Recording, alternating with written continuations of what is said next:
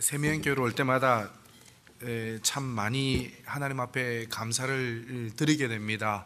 무엇보다도 참 포근한 교회입니다. 저에게 있어서는 한번 오고 갈 때마다 위로가 되고 그리고 또 많이 힘이 되고, 또 무엇보다도 우리 사랑하는 우리 목사님, 또 우리 장로님, 또 우리 성도님들이 해주시는 또 귀한 음식을 통해서 콜롬비아에서 했던 다이어트가 실패가 되는 그런 아픔의 역사도 경험하는 그런 곳이기도 합니다.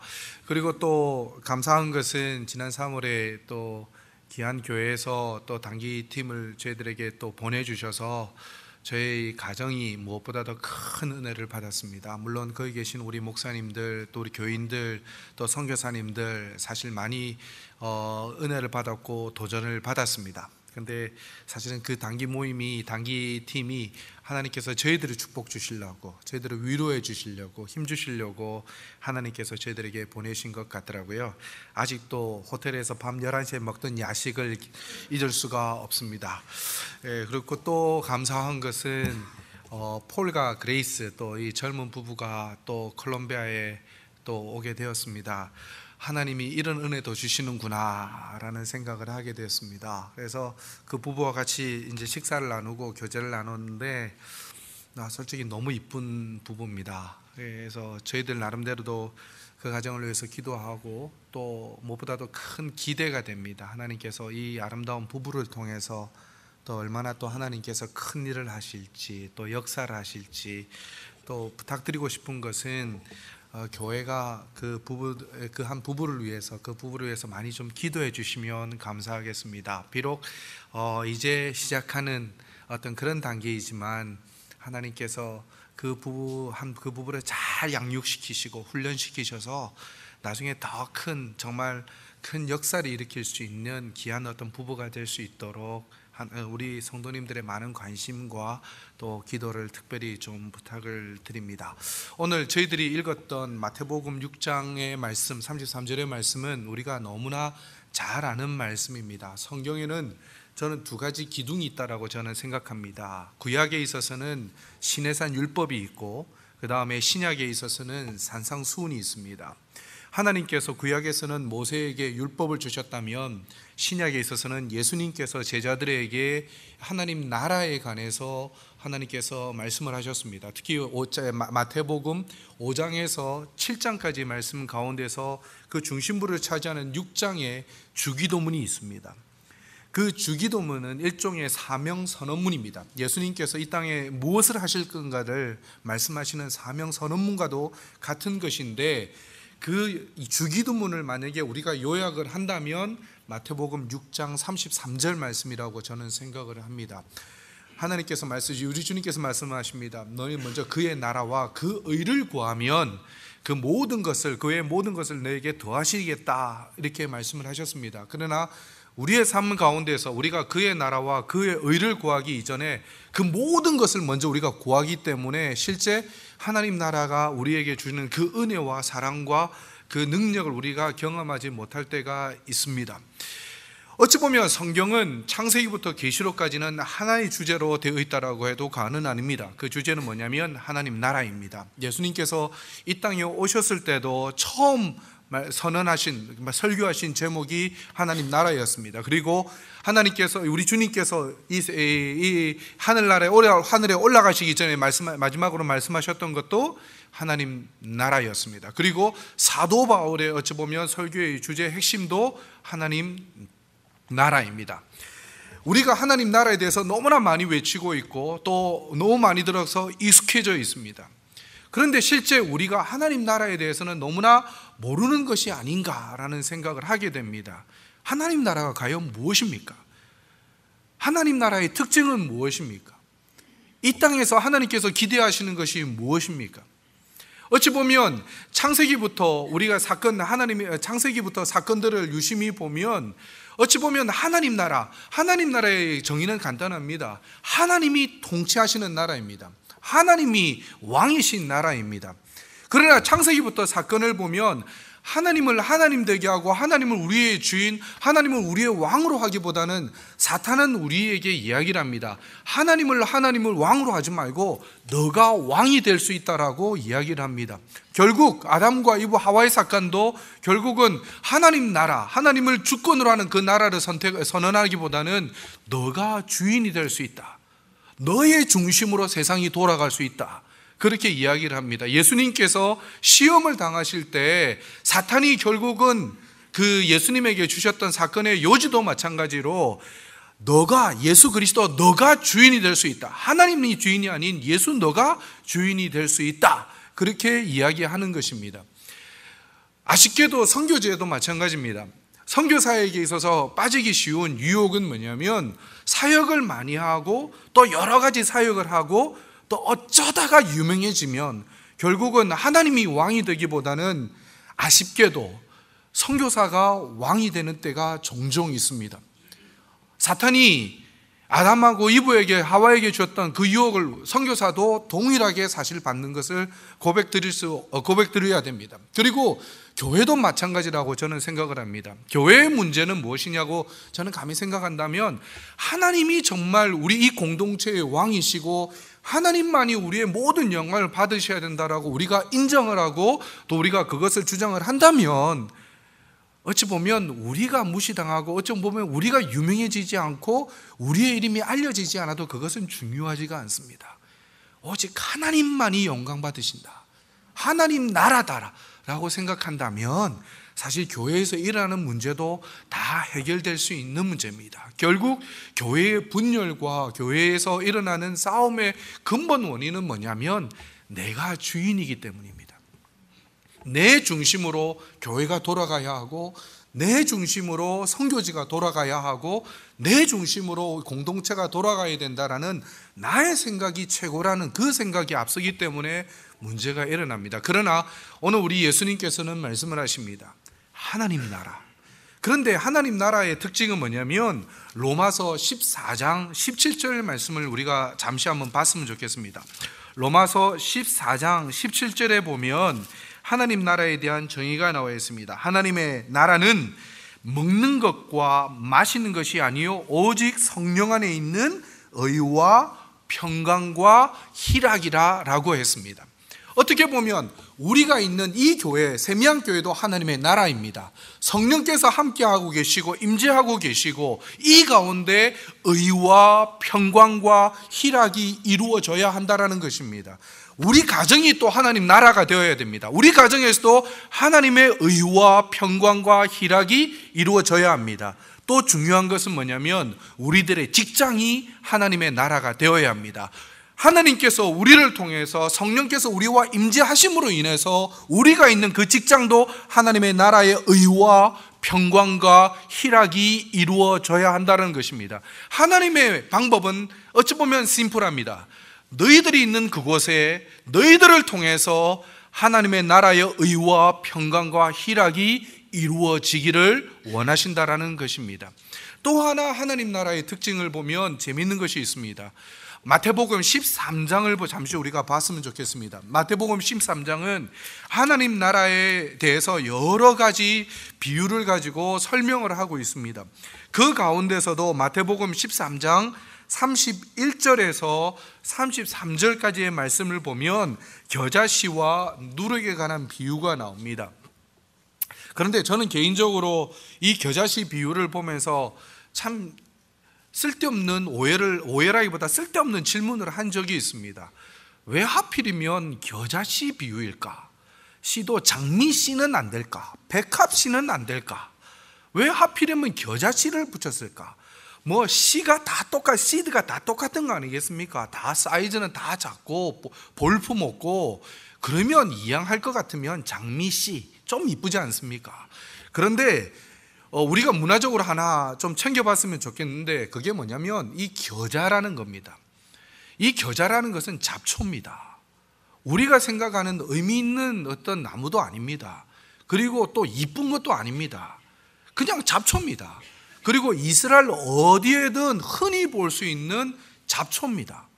그런데 또 하나 또 제가 보면 또 이상하게 쓸데없는 질문을 하게 됐는데 그게 뭐냐면 몇 알을 또 집었다라는 이야기가 나옵니다. 그냥 겨자씨를 들어서 그냥 어디에 심었다 이러면 되는데, 굳이 성경에서는 그 31절에 보면 한 알이라고 되어 있습니다. 한 알 같으니라는 단어가 나옵니다. 그래서 그냥 한번 묵상을 시작하게 됐습니다.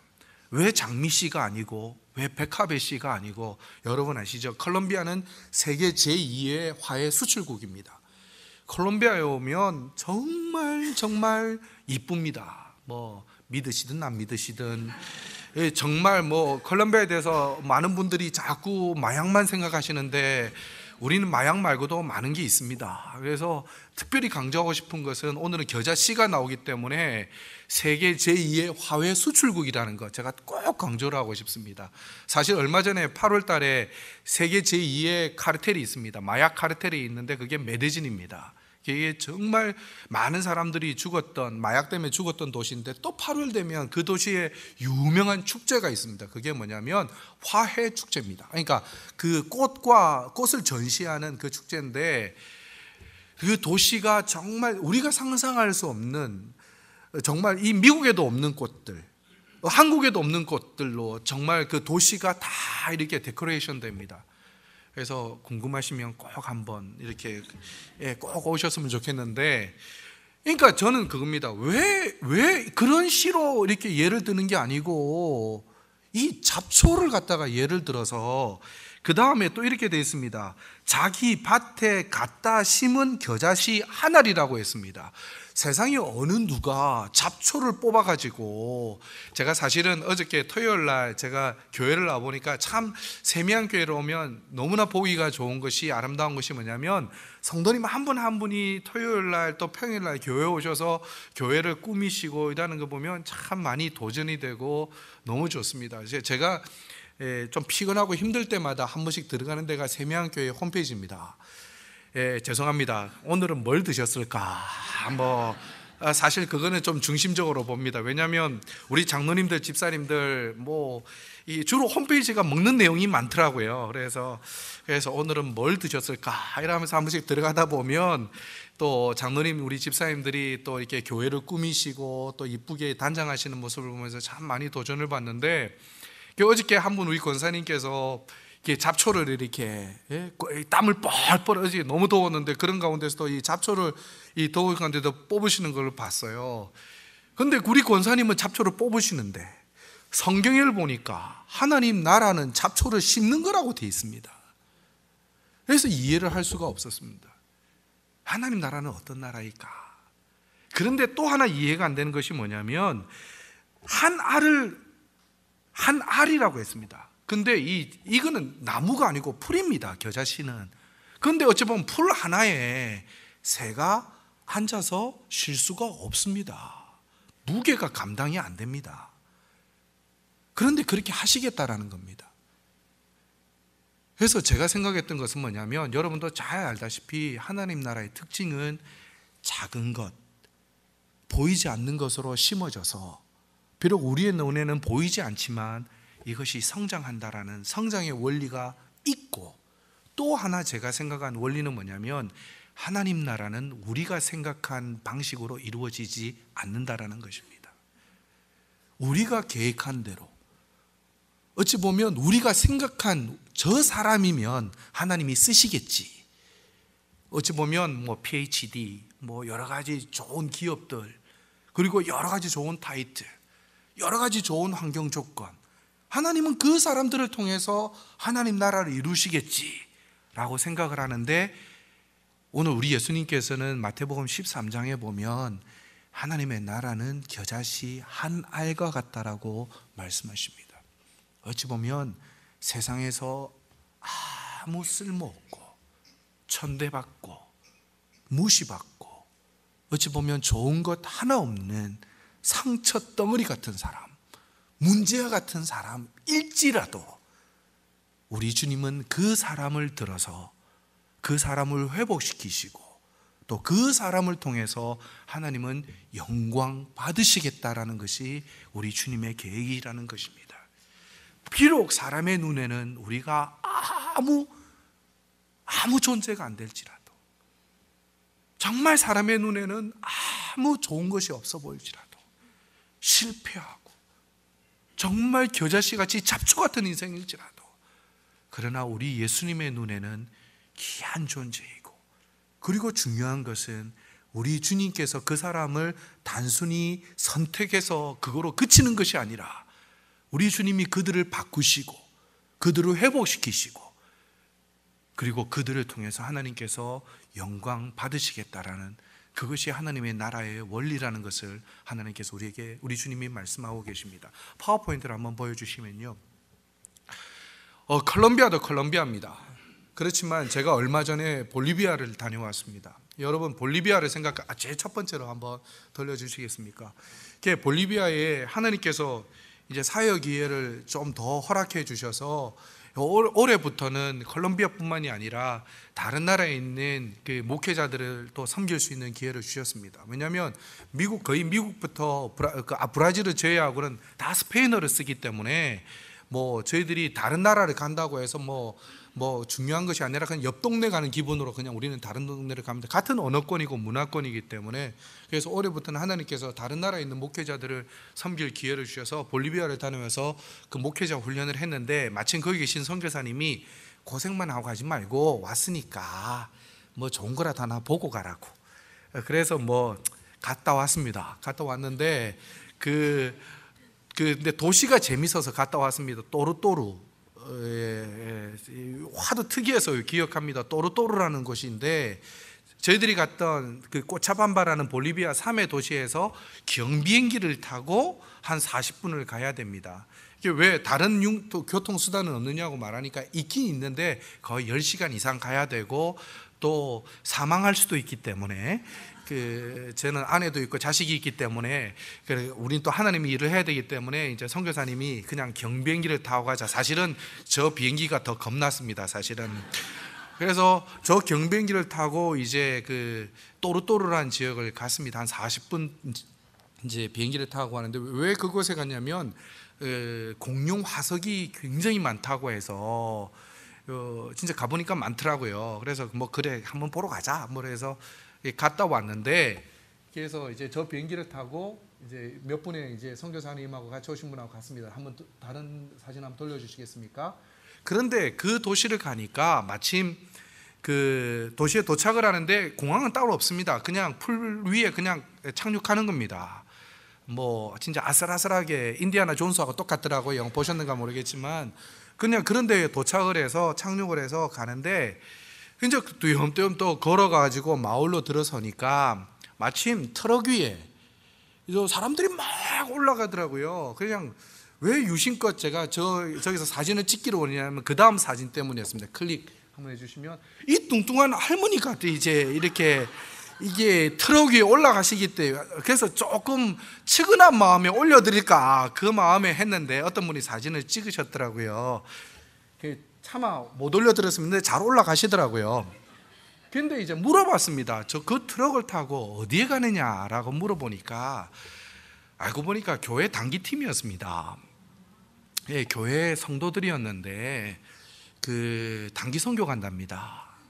그래서 왜 이 트럭을 타고 가냐라니까 도로가 없기 때문에, 그래서 저 트럭이 아니면 산을 넘고 물을 건너갈 수가 없어서, 그래서 저 트럭을 타고 이제 단기 선교를 간다고 합니다. 그래서 그냥 제 생각에는 오전 갔다가 오후에 오겠지 생각을 했는데 2박 3일로 간다고 합니다. 우스갯소리로 그러면 어디서 숙소를 하느냐, 그러니까 이 사람들 삶이 거리에서 자도 사는 삶이기 때문에 특별하게 들고 갈 게 없답니다. 그래서 그냥 아무 성도들 집에 가도 자도 되고, 나무 밑에 자도 되고, 동굴에 가도 자도 되고, 그래서 음식은 이라니까, 음식은 산 위에 있는 모든 것이 자기들이 다 음식이고, 안 되면 물고기를 잡아 먹어도 되고, 그래서 정말 심플한 삶이더라고요. 근데 제 마음에 굉장히 큰 도전이 된 건 뭐냐면, 저런데도 하나님의 나라의 복음의 씨앗이 심어졌구나. 그런데 복음의 씨앗이 심어진 것뿐만이 아니고, 이제는 성장을 해서 더 깊숙한 곳, 정말 더 도로가 없는 곳, 더한 곳으로도 이제는 복음을 전하려고 저기 한 30여 명의 그 인디안 아주머니들하고 청년들이 이 트럭을 타고 가시는 걸 보면서 제 안에 굉장히 감동이 되었습니다. 아, 핑계할 게 없다. 죄송합니다. 단기 선교회는 핑계가 없습니다. 하나님 나라 선교회는 핑계가 없습니다. 제가 이걸 보면서 전에는 뭐 버스 타고 뭐 숙소가 뭐 어떤 이런 제 모습이 솔직히 너무 부끄러웠습니다. 하나님 나라의 복음, 하나님을 경험한 사람들, 그리고 하나님 나라를 전하고 싶은 사람들, 하나님의 의와 평강과 희락을 전하고 싶은 사람에게는 조건이 필요가 없습니다. 그냥 좋아서 어떠한 상황에서 가더라고요. 예, 가는데 그래서 여쭤봤죠. 이왕 온 거 너희 교회를 한번 봤으면 좋겠는데 담임 목사님은 누구시냐? 참 훌륭하시다. 그래 클릭 한번 해주시죠. 클릭이요? 이 할아버지 할머니가 담임 목사님이신데 96세십니다. 지금도 사역을 하십니다. 사역을 몇 년 하셨습니까? 65년째 하고 계십니다. 전 두 손 두 발 다 들었습니다. 하나님께서 공룡 화석을 보러 간 게 아니라 하나님이 경비행기 태워서 저거 보라고, 죄송합니다, 까불지 말라고. 어찌 보면 고백하자면 선교 사역을 하면서 저의 킹덤을 세울 때도 많았습니다. 저도 좋은 선교사는 아니고 성격이 모나기 때문에 저도 갈등을 일으킨 적도 있었고 관계 때문에 힘든 적도 있었고 어찌 보면 저의 교만 때문에도 힘든 적도 있었습니다. 하나님께서 저곳에 보내주시면서 제게 말씀하셨습니다. 너의 나라를 세우지 말고 정말 하나님의 나라를 세워라. 근데 하나님의 나라는 어떤 외적인 조건, 어떤 환경, 재정, 그것이 아니라는 겁니다.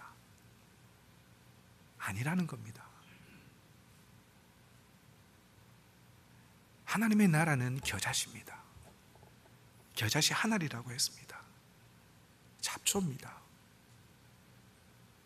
공룡 보려다가 그냥 저기서 그냥 회개의 시간을 가졌습니다. 같이 간 분들하고. 그러면서 기도했습니다. 하나님 용서해 주십시오. 하나님 용서해 주십시오. 제가 제 나라를 세웠습니다. 사랑하는 성도 여러분, 하나님 나라를 만드실 때 하나님은 하나님 나라, 하나님은 혼자서 다 할 수 있습니다. 우리 하나님은 창조주이십니다. 우리 하나님은 혼자서도 다 할 수 있습니다. 그런데 굳이 겨자씨를 들어서 쓰시는 이유가 뭘까? 이겁니다. 굳이 겨자씨를 쓰시는 이유가, 하나님은 우리를 먼저 회복하시기 원하십니다. 그리고 하나님은 우리를 만들어 쓰시기를 원하십니다. 제가 오늘 여러분들과 함께 또 하나의 사건을 보기를 원합니다. 누가복음 22장을 우리가 다시 한번 봤으면 좋겠습니다. 누가복음 22장의 말씀에 보면 우리가 오늘 4개의 구절을 좀 찾았으면 좋겠습니다. 먼저 누가복음 22장 56절 말씀입니다. 커피 브레이크를 하시는 교회니까 좀 같은 단어를 좀 반복되는 단어를 좀 찾으시면 좋겠습니다. 누가복음 22장 56절의 말씀을 보면 한 여종이 베드로의 불빛을 향하여 앉은 것을 보고 주목하여 라고 있습니다. 저는 이 보고라는 단어에 여러분들 좀 관심을 가져주시면 좋겠습니다. 그리고 누가복음 22장 61절 말씀입니다. 주께서 돌이켜 베드로를 보시니라는 단어가 있습니다. 여기 또 보시니라는 단어에 저는 좀 우리 성도님들이 주목하셨으면 좋겠고요. 한 구절만 더 찾아보겠습니다. 요한복음 1장 42절 말씀입니다. 요한복음 1장 42절 말씀입니다. 요한복음 1장 42절 말씀에 보면 데리고 예수께로 오니 예수께서 보시고 이르시되라는 말씀이 있습니다. 여러분 3개 구절에서 저는 동일하게 한 구절을 말씀드렸습니다. 보고 보시되라는 단어입니다. 제가 영어를 잘하는 사람이 아닙니다. 그래서 맨날 틀리는 단어 중에 하나가 뭐냐면 그 see하고 watch의 차이점을 저는 아직도 이해가 안 됩니다. 그냥 저는 보는 게 보는 건데 이 헬라어도 그렇고 영어도 그렇고 이 보는 것도 의미가 틀리더라고요. 그런데 특히 우리가 먼저 보기를 원하는 것은 요한복음 1장 42절에 보면 예수님께서 그 제자들을 찾으실 때 먼저 무엇보다도 베드로를 보십니다. 근데 오늘 1장 42절에 보면 요한의 아들 시몬이니 장차 게바라 하리라 하시니, 게바는 번역하면 베드로라 되어 있습니다. 예수님은 이 베드로를 보실 때 베드로의 잘난 모습, 그러니까 다 된 완성된 그 모습을 보신 것이 아니라 베드로의 가능성을 봤습니다. 그리고 예수님은 베드로의 미래를 보았습니다. 그리고 어찌 보면 예수님은 베드로가 예수님을 3번 부인할 것까지도 아시면서도 예수님은 베드로를 보시면서 엠블레포라는 단어를 씁니다. 여러분 그냥 헬라어로 한 단어만 좀 기억해 주십시오. 엠블레포입니다. 엠블레포라는 말은 보다라는 단어인데, 그냥 우리가 일반적으로 보다라는 단어가 아니라 기대를 가지고 주의를 가지고 사랑스러운 모습으로 보는 것을 엠블레포라는 것입니다. 예수님께서 베드로를 처음 보실 때 엠블레포라는 단어를 쓰십니다. 기대를 가지고 관심을 가지고 사랑의 눈으로 베드로를 보시고 나는 너를 게바라 하리라, 반석이라 하리라, 이렇게 말씀을 하십니다.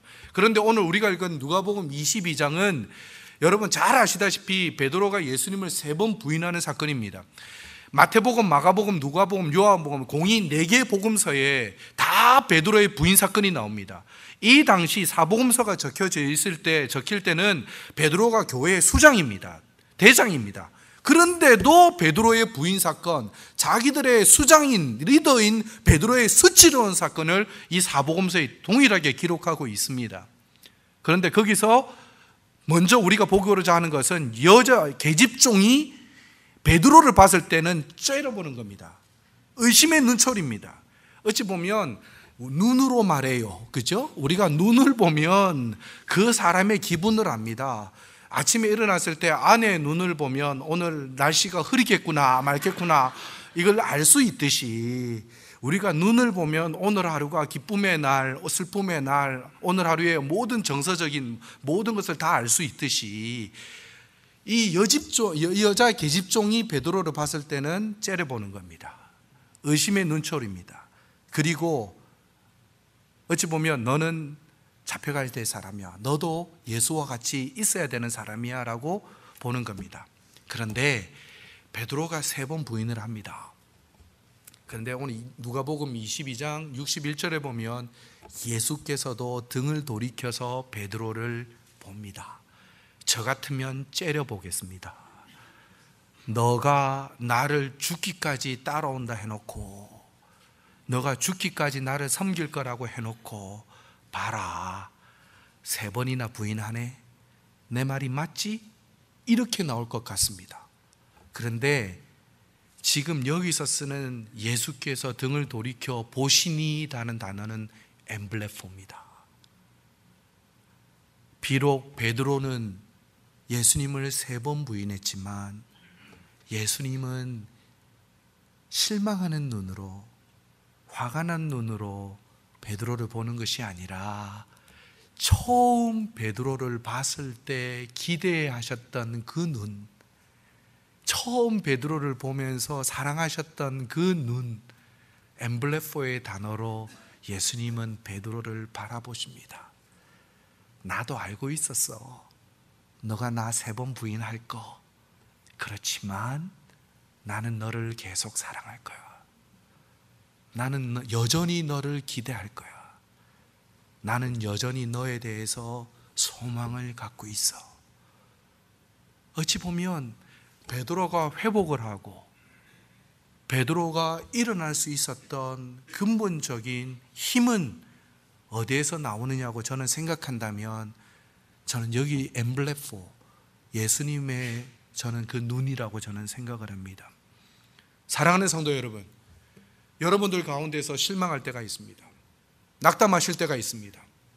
사업의 실패로 인해서, 관계의 실패로 인해서, 여러 가지 이유로 인해서 여러분들이 실망하고 낙담하실 때가 있을 것입니다.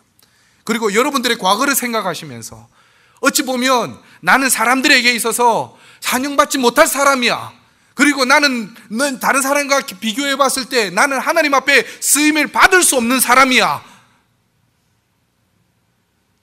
어찌 보면 베드로가 두려운 마음으로 예수님을 쳐다봤다면, 그러나 우리 예수님은 처음 나를 만나주시고 나를 구원해 주시고 나를 사랑해 주시고 하셨던 그 눈길로 계속 우리를 바라보신다라는 것입니다. 우리 예수님은 이걸 통해서 우리에게 말씀하십니다. 실망하지 마라. 낙심하지 마라. 너가 비록 실패했을지라도, 너가 비록 희망과 소망이 보이지 않을지라도 나는 여전히 너를 사랑한다. 그리고 나는 너를 통해서 하나님의 나라가 임하기를 원하고, 나는 너를 통해서 너가 있는 그 직장과 너가 살고 있는 그 마을과 너가 현재 있는 그 가정에 하나님의 나라, 의와 평강과 희락이 있기를 원한다. 오늘 우리 주님께서 우리에게 이렇게 말씀하고 계신다고 저는 생각합니다. 동일한 사람이 있었습니다. 가룟 유다입니다. 어찌 보면 가룟 유다에게도 예수님은 동일하게 엠블레포의 눈으로 가룟 유다를 보셨을 것입니다. 그러나 가룟 유다는 그 예수님의 사랑스러운 기대의 눈을 자기는 저버리고 결국 예수님을 파는 사람으로 전락하게 됩니다. 어떤 분의 집회를 제가 섬긴 적이 있습니다. 제가 제일 싫어하는 사역 중에 하나가 통역하는 사역입니다. 왜냐하면 남의 생각을 전혀 알지 못하는 상태에서 제가 입을 벌려야 된다는 게 저는 도저히 이해를 할 수가 없고, 그 다음에 통역하는 그 시간 제가 긴장해야 되는 그것이 너무 싫기 때문에, 제가 또 스페인어를 잘하면 뭐 그나마 인조이를 하겠지만 제가 스페인어를 잘하는 사람이 아니기 때문에 통역하는 그날이 오면 저는 잠을 설치기 시작합니다. 사실 오늘 오후에 제가 먼저 콜롬비아를 먼저 말씀을 드리자면, 기도를 해 주십시오. 이번 화요일부터 이번 금요일까지 콜롬비아에서 굉장히 큰 집회가 있습니다. 제가 인도하는 집회는 아니고요. 꼬미밤이라는 행사가 있습니다. 꼬미밤은 그 남미, 그러니까 히스패닉 사람들의 미션 어떤 어소시에이션입니다. 단체인데 그 10년에 한 번 전 세계 히스패닉 미션 리더들이 다 모입니다. 그게 10년에 한 번 열립니다. 근데 그것이 이번에 콜롬비아에서 열립니다. 그래서 화요일부터 금요일까지 2,000명의 전 세계 선교 지도자들이 모여서 같이 기도하고 이제 선교하는 그것을 이제 의논하게 되는데, 한국에서 황성주 박사라는 분이 오시는데 그분 통역을 또 제가 해야 됩니다. 그래서 지금 잠을 못 자고 있습니다. 통역을 하면 힘든 게 뭐냐면, 제일 힘든 것 중에 하나가 뭐냐면 강사가 남들을 웃기려고 할 때, 그때 정말 힘듭니다. 왜냐하면 문화가 틀리기 때문에 한국에서 쓰는 뭐 여러 가지 농담 시리즈가 남미에서는 전혀 통용이 안 됩니다. 그런데 어떻게 하다가 나이 많으신 강사가 한국에서 들었던 그 농담 시리즈를 저는 알지도 못합니다. 그거를 듣고 오셔가지고 그 강대상에서 설교할 때 사용을 하시면 저도 안 웃기는데, 통역도 안 웃기는데 앉아있는 사람은 제가 어떻게 웃기겠습니까? 그런데 또 안 웃으면 강사는 통역 잘못이라고 생각을 합니다. 그래서 한 번은 이야기를 합니다. 제발 이분이 막 자기 나름대로는 막 농담을 하면 저는 앉아있는 분들한테 딱 한마디 합니다. 나를 불쌍히 여겨달라. 이러면 사람들이 이상하게 쳐다봅니다. 이 사람들이 농담을 해서 당신들을 웃기기를 원하나, 이 농담은 전혀 웃기지 않는 농담이다. 그래서 딱 이야기를 합니다. 하나 둘 셋 하면 그냥 하하 웃기만 웃어라. 그렇게 약속을 하고 이제 이야기 이제 들어갑니다. 그러면 이제 강사분은 막 이야기를 하죠. 막 농담을 하면 저는 간단합니다. 하나 둘 셋 하면 이제 앞에 있는 분들이 막 웃습니다. 그러면 이제 강사분은 자기 농담이 통용이 된 줄 알고, 근데 더 안 좋은 건 뭐냐면 계속 농담을 합니다. 하는데 통역에 어려움이 있습니다. 그래서 사실 통역을 하면서 이게 그 은혜 받는다라는 것은 사실 불가능합니다. 근데 한 번은 어떤 분의 통역을 하다가 이렇게 황성주 목사라는 분이 이제 강의를 통역을 하는데 성령께서 저를 만지시는 것을 경험을 했습니다. 참 귀한 경험이었습니다. 뭐 그렇다고 제가 쓰러지고 그런 사람은 아닙니다. 그런 경험이 아니라 하나님께서 통역을 하는 가운데서 그분이 이제 주제 중에 하나가 뭐였냐면 내적 치유였습니다. 상처에 관한 것이었습니다.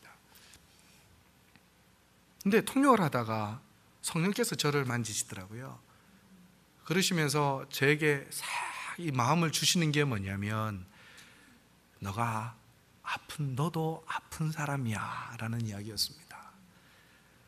너도 어떻게 보면 이 사람이 강의하는 이 아픈 이야기가 너도 똑같이 앓고 있다라는 겁니다.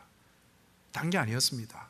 나의 킹덤을 만들고 있었고, 그리고 어떻게 보면 좀 더 열심히 해서 사역을 잘해서 그나마 남한테도 한번 더 잘 보이려고 했던 그거, 그리고 또 어쩔 수 없는 상황 가운데서 그냥 사역을 했어야 되는, 나의 의지와 상관없이 그냥 어쩔 수 없는 상황 때문에 내가 사역을 했어야 되는 어떤 그런